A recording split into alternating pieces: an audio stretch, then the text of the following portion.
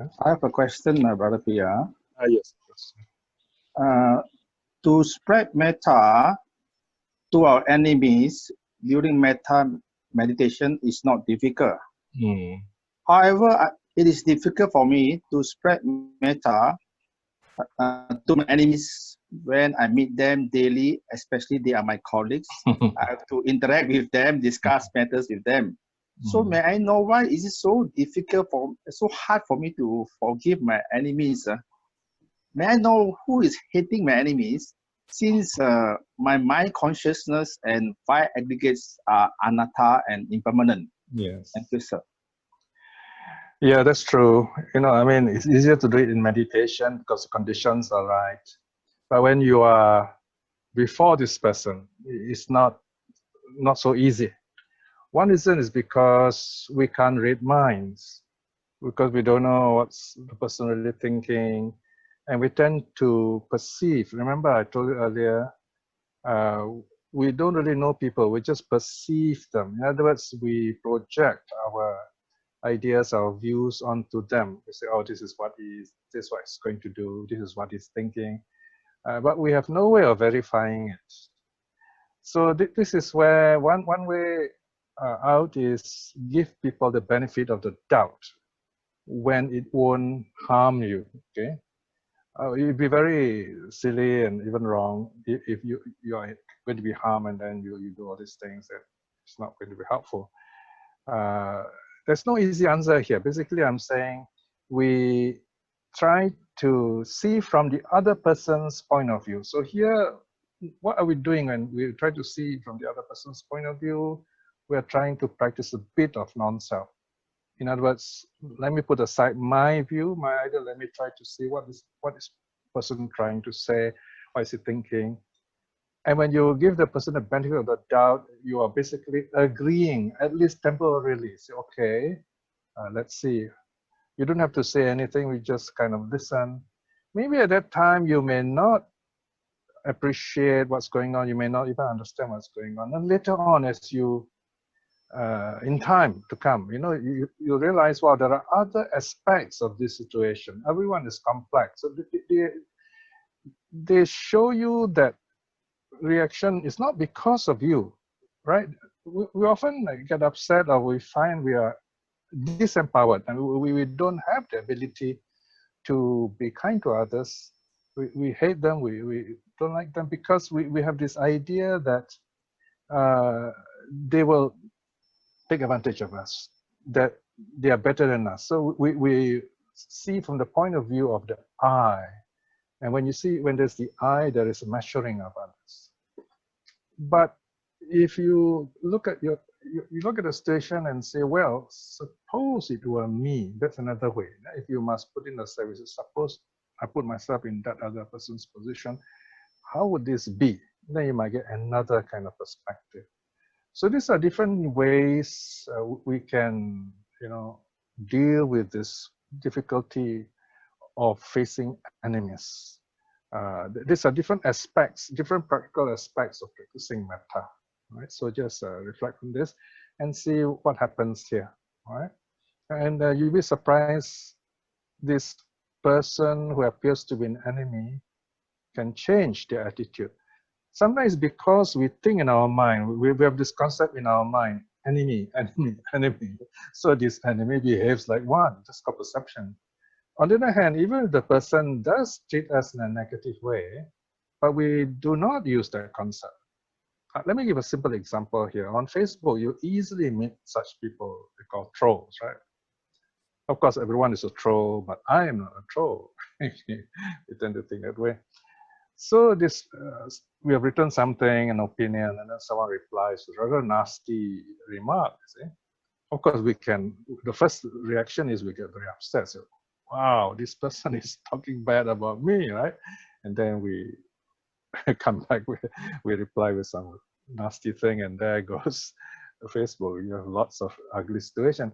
Well, on the other hand, if you try to put it this way, say, wow, what if this person is right? Okay, so you reply, try to picture this person. What would make this person happy in such a way that the person will understand better what you're trying to say? So you can write and say something like, yes, maybe, I should have thought about this better. Maybe you're right in this because of this, People like to be told you're right? So normally, when I do not know someone, when I reply, I always start with something like a big yes, you're right, and then I say what I want. And that normally will work. So these are simple people skills when we communicate with them. Okay, so I hope this helps. No? Okay, let's have the next question.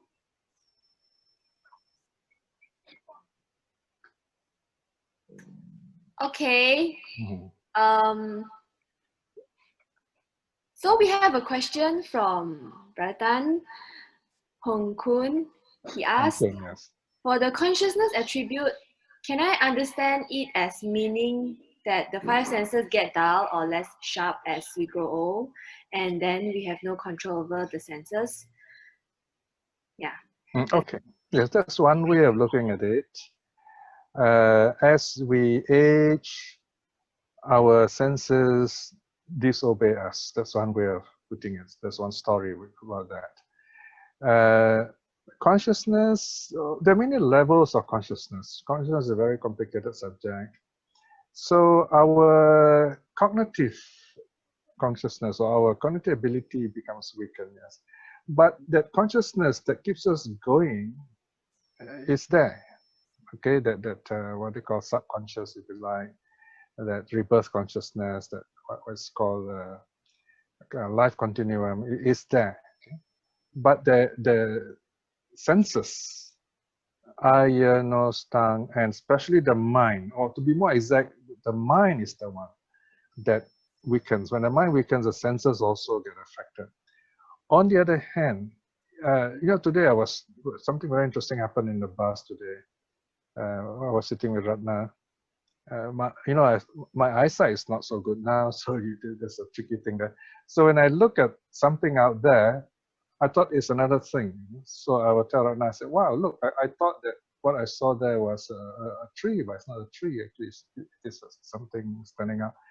But now I know it is not so. So the next time I pass by, I know that object is not a tree. It is just something standing there. So wisdom can overcome where the senses are weak, right? So we don't have to be tricked by what the senses is not able to clearly present to us. So as we grow older, we need this mental faculty even more so. Meditation, the clarity of mind helps. Now the Buddha was very amazing. At 80 years old, he still declares, he says, oh, my mind is as clear as ever. There's no problem with that. So we're talking about the awakened ones. So that is why mental activity is very important right to the end. And that is why in Singapore, there is no such thing as retirement. We work right to the end. We don't say we work to the death. No, that's not the case. We work to the end. It's quite different. For example, you great thinkers and scientists like Bertrand Russell and Albert Einstein. They live a full life right to the end of their day. I think in both cases, they passed away at their desk while working. It's a grand way to go, so to speak. I was joking with some of my friends a long time ago, I think. I said, a grand way for me to go would be to pass away while giving a Dhamma talk, kind of in front of a big crowd saying goodbye to everybody. So this is something, the mind must be clear, okay? And we cannot do nothing, meaning we should keep the mind active by meditating, all right? So even if we retire from professional jobs, we should still keep the mind active. Maybe doing social work, interacting with people, doing your meditation. And for me, doing sutta translation is very enriching. It keeps my mind active, and then teaching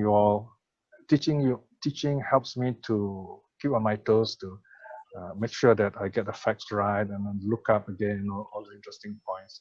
So we need this kind of mental activity, and sutta study is an excellent way because it teaches you new things and it brings you peace and keeps your faculties sharp. Okay? Okay, thank you, Brother Piya. Brother Tan Hong Kun also asked a second question. For mind consciousness, does it mean that we have no control over our thoughts that arise in our mind? Generally speaking, yes. Generally speaking, we don't really, for most of us, remember, most of us, not everyone, we have no control over a lot of things. However, we are trained as Buddhists to observe, right? Look at the Maharahulovada Sutta, especially the greater discourse to Rahula by the Buddha. The Buddha teaches the young Rahula, says, before you act, consider, will this deed be good or bad? Okay. While acting, while doing it, also be aware of it. And after that, also review it. So we can, in an important way, control our actions. I'm doing it right now when I'm speaking. I'm teaching you. I am adjusting my word. Right? We're doing that. And even you, as you're listening to me, in a sense, you are paying attention there. Okay. Of course, there are moments of lapses when we're not aware. That's the moment we have to watch out. So if you are a practicing Buddhist, you find there are less moments of carelessness, more moments of being watchful. Because there are lots of skillful means in Buddhism, like keeping the precepts, like doing the all kinds of meditation, just to remind us to keep our mind tame. Like, the six senses, eye, nose, tongue, body, mind, they're like six wild animals, and they're all on leashes. They're all on ropes, and we hold the leashes tightly in our hand, right? So that means we are in charge of the way we think. This is actually the Buddhist training. So yes, the mind by itself is difficult to control. Those who do not have Buddhist training will have difficulty controlling their thoughts and actions. But Buddhist training is about just that. Tame your body, tame your mind. And the one who is well disciplined is called someone who is tame, someone with tame sense faculties, okay, danta. So danta has got two meanings. One is means teeth, the other meaning is someone who is mentally tame, mentally controlled, okay? Or dhamma also, D-A-M-M-A, purisa dhamma, right? Because that means the tamer of people, who is the Buddha. So taming the mind, controlling our thoughts and actions and speech is part of our Buddhist training. In fact, the precepts are about controlling our speech and action. Meditation is about controlling the mind so that we may set the mind free. Okay? All right, let's go on. Okay. Brother Hai raised his hand again. Brother, yes. Like to Okay, Brother Piya. Yes. Yes. How can wisdom helps us to develop a proper perception of views and people? Are we more mindful or aware of reality if we apply wisdom correctly, since perception is non-self and impermanent? Thank you, sir. All right.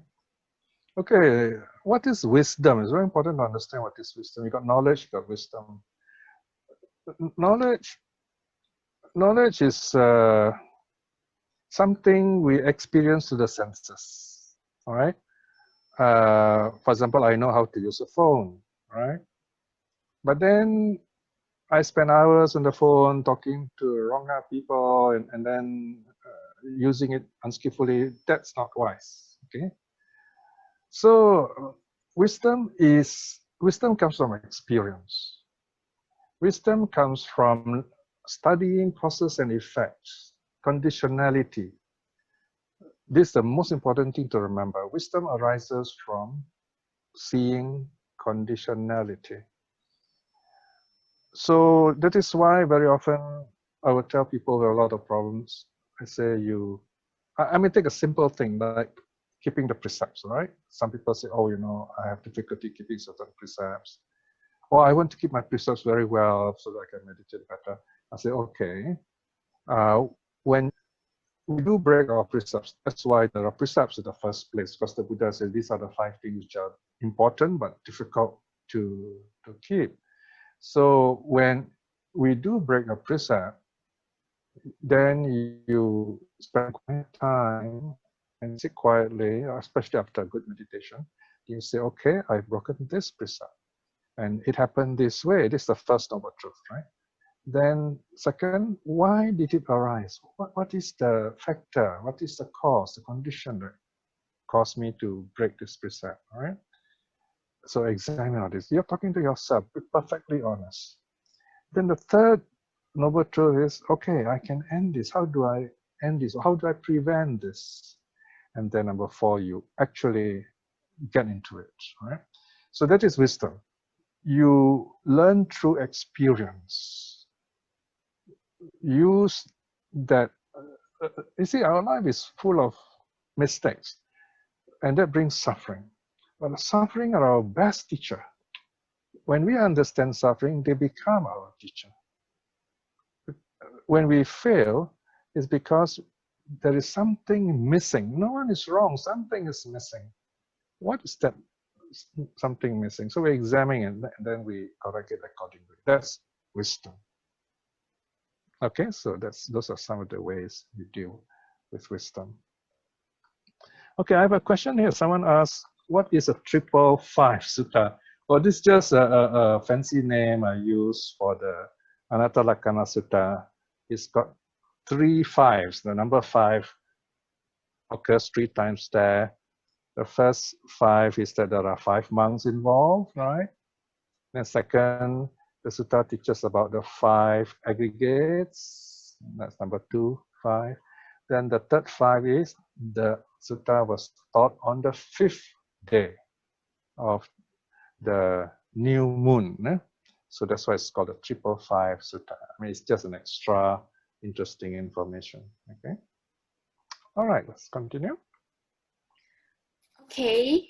Brother Fong asks, he said that the Buddha analyzed from the point of view of the Pañca Khanda. What about Atta? Okay. Well, an example of how he analyzes from the idea of self is the sutta we've just studied. The Buddha talks about, you see, there is no soul. It is actually quite easy. Basically, if we say there's no soul, there's nothing to prove. So it's up to the people who say there is a self or soul to do all the hard work, right? So what the Buddha teaches is, in the best sutta would be this Anatta Lakkhana Sutta. There are other suttas, often, for example, let me see, you can, one of the Tevijja Sutta, there's something that this,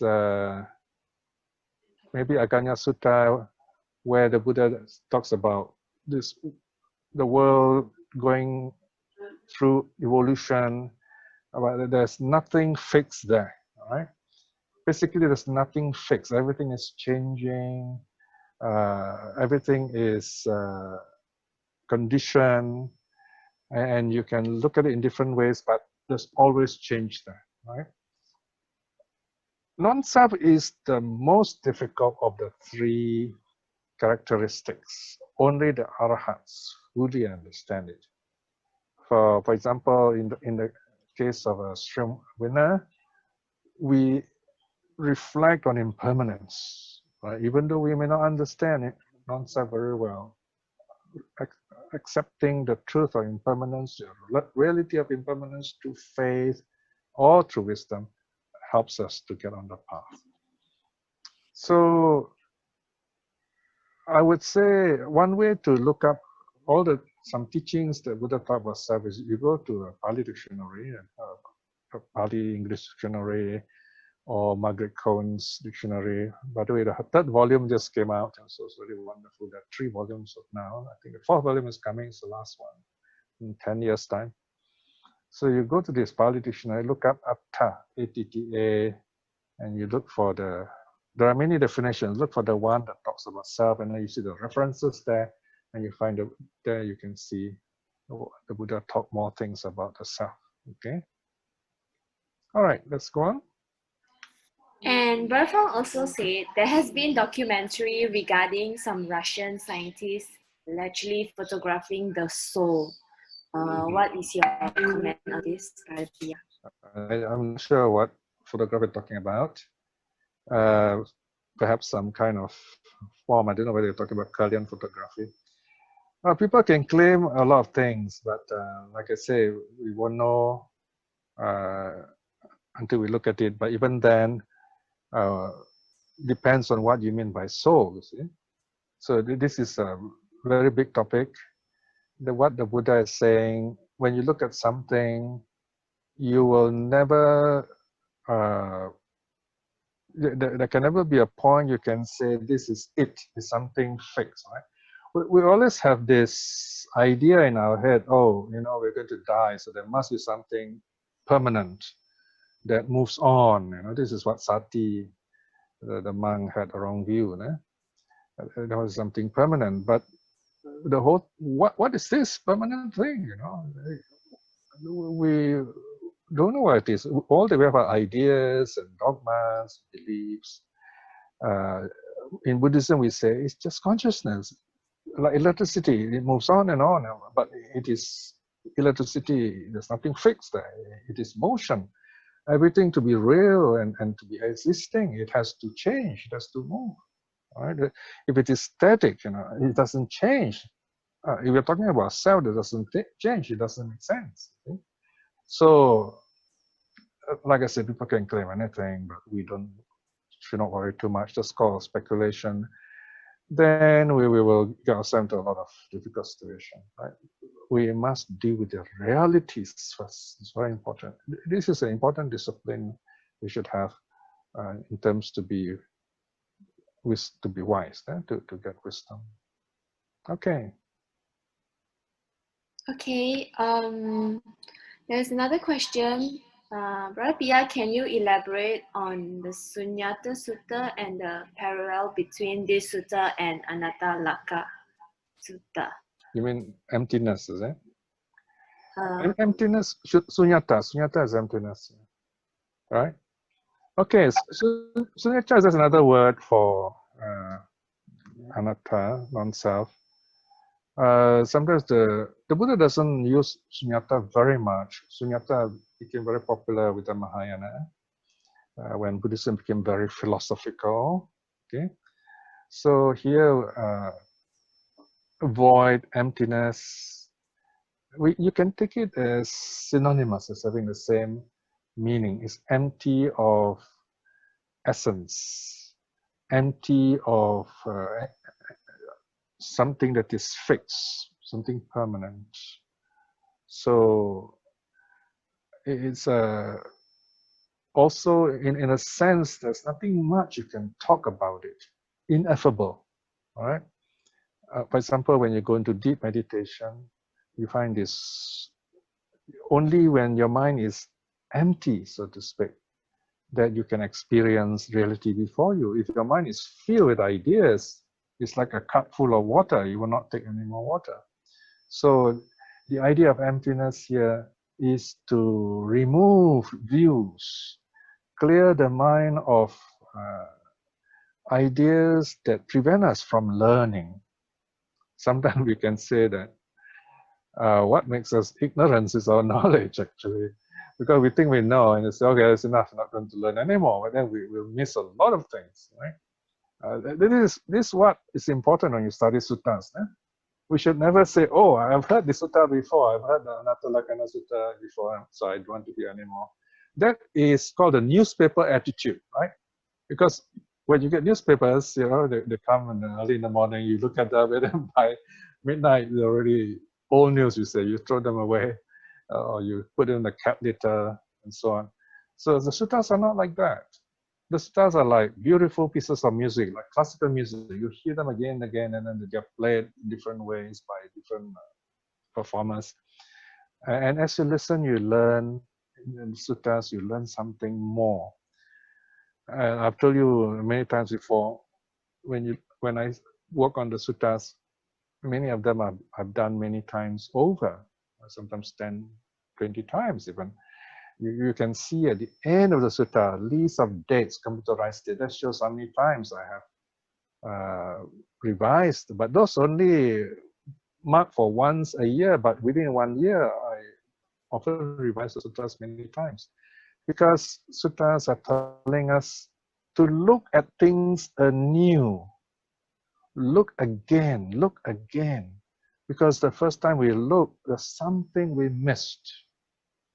All right? So we go on looking until we're very sure we have seen everything. That's called awakening. Yes, let's go on. Okay, I think Brother Zach raised his hand. Brother Zach? Hi, can you hear me? Yes, yes. Okay. I see two of myself. Okay, you can see me too? Yes, I can, yes. Okay, so my question is on vijnana, or consciousness. And there's a sutta that talks about consciousness being like a light that comes through a window. Where does it hit? It hits the back wall on the other side, and then if there's no building, it hits the earth, and if there's no earth, it doesn't land anywhere. And this has a different Pali name. But what do you make of that? Because wow, yes, that one seems to be like this. It could be viewed as kind of something more permanent. But I think you know the topic, and you can talk about it any way you want. I'm just interested to hear more about Khanda Vijnana versus this other one that he seems to point to a few times in the suttas, but not often. Yeah, whatever you have to say about that, I'm interested. Well, we have this consciousness that is what's called cognitive consciousness. That is what's going on now through the senses. The consciousness of the senses. That's what is going on now. That's quite easy to understand. Then there is this existential consciousness. So you got cognitive consciousness, existential consciousness. These are modern terms. Of course, you can use some of those Pali words, like for example, in the case of existential consciousness, there are mostly Abhidhamma terms like what do you call it, Bhavanga. Or you can use a Majjhima term, which is Gandhabba, meaning being to be born. But the Buddha didn't address this in detail because it is a very, what shall we say, technical stuff that the psychologists love it. But otherwise, it's very technical. Basically, we can say this existential consciousness is rebirth consciousness. And this is the one which is very tricky, which sometimes we are told it kind of subsides, when you're conscious, something like that. Right? So, like now, when I'm talking to you, my life continuum, okay, which is also rebirth consciousness, it is like, it is there, but it's taken over by this cognitive consciousness. It's very active. I'm talking to you. So at the same time, there is this undercurrent of this life continuum that's there, that keeps me going, so to speak. But then again, yeah, of course, we might say, isn't that permanent? We can say, right? Again, it's not the Buddhist way of talking. Yeah, you can say it's permanent, but it's not so. It's not true. Just because I say it doesn't mean it's true. We've got to see the difference there. The statement is not the state, as one scholar puts it. I mean, you can make a grand statement about all these things, but it doesn't mean it exists. So, like this reflection of electricity is a good idea. We think that electricity is always there. We say, oh yeah, it's always there in the wire. But That's only a way of talking. In a way, there's nothing there. It's only when you put a circuit, this electricity goes in a circle. It's very interesting, the samsaric circle, if you like, right?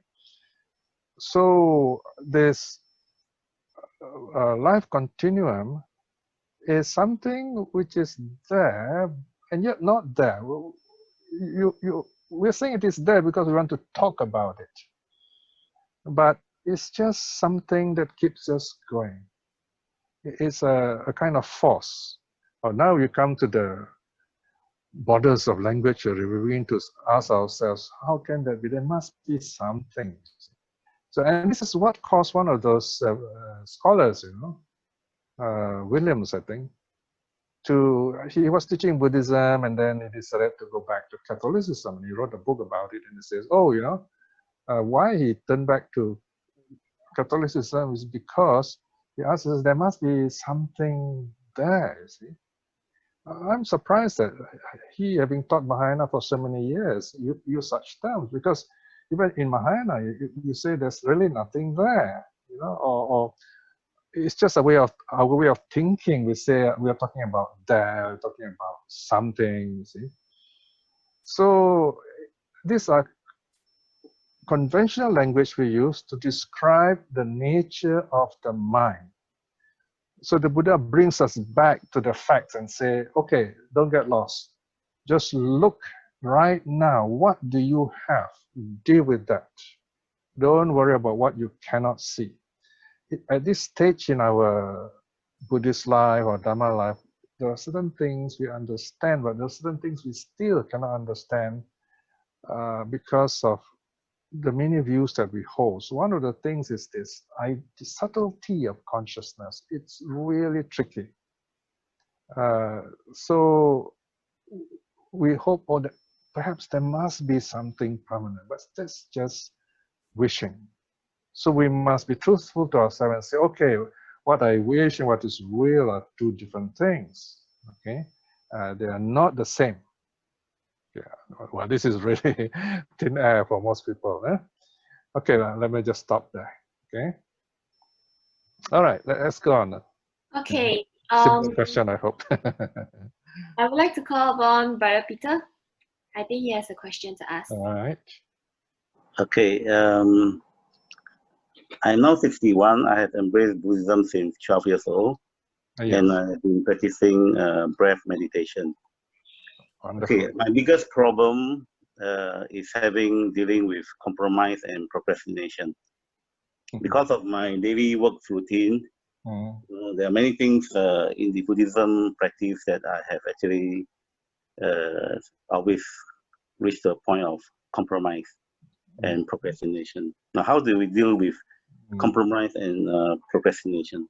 In terms of breath meditation?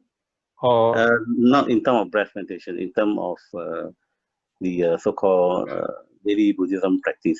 Oh, okay. So it's quite a general question. Huh?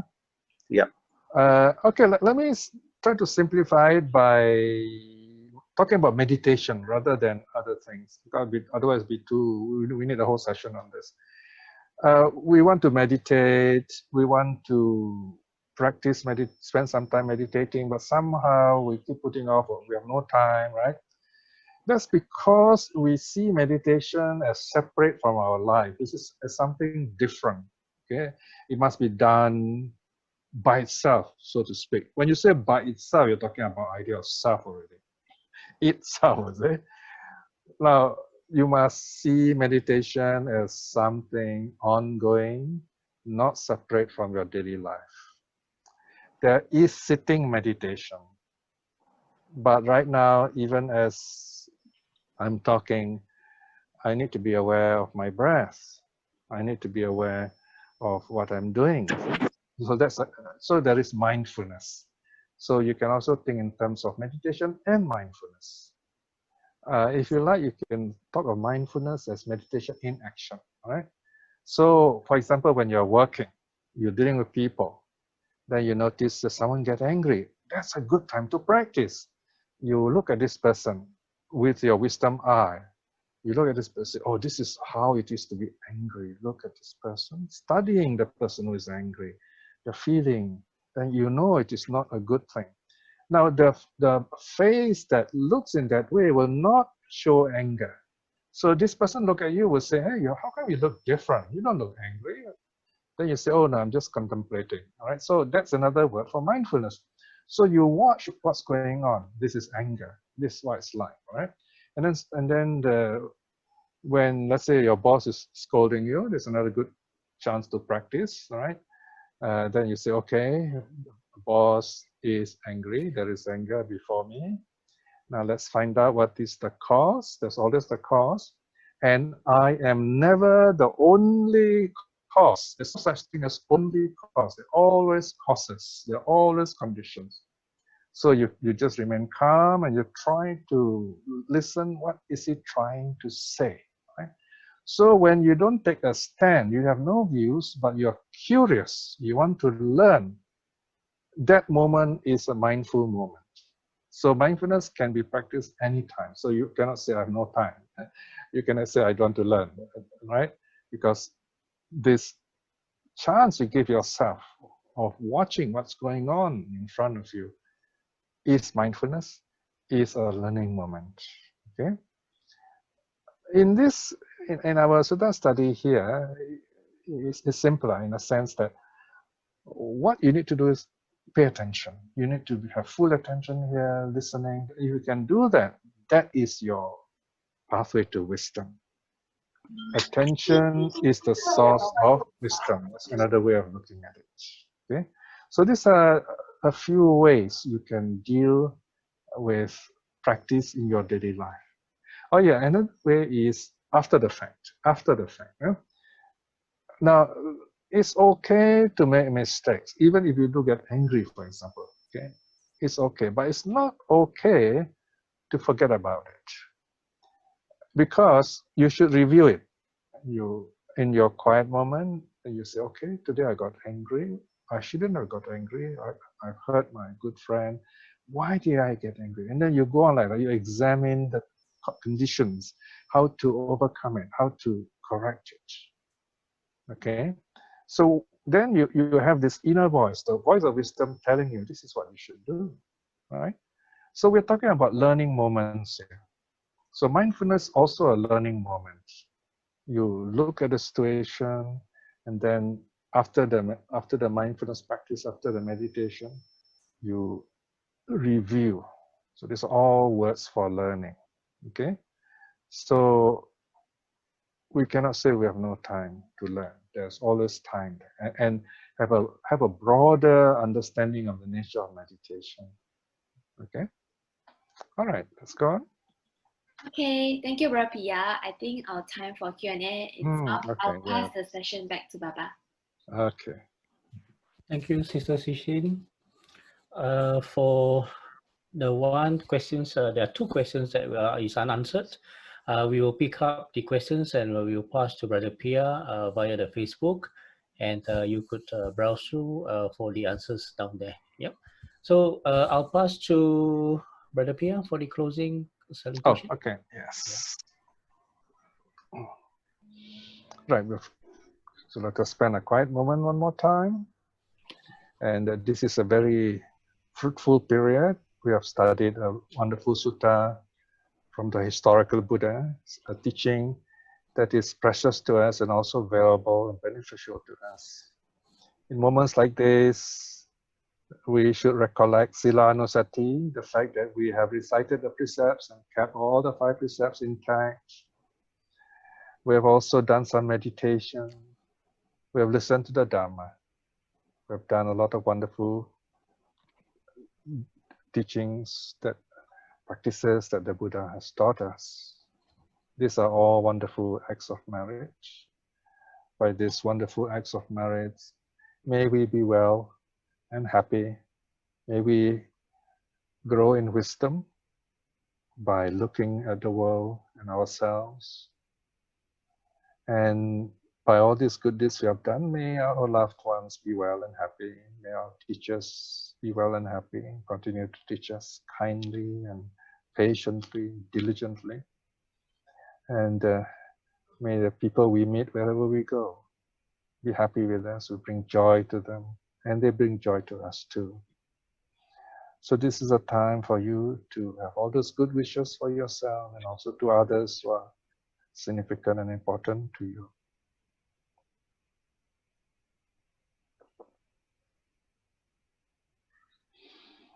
Okay, now we will close by reciting the closing salutation.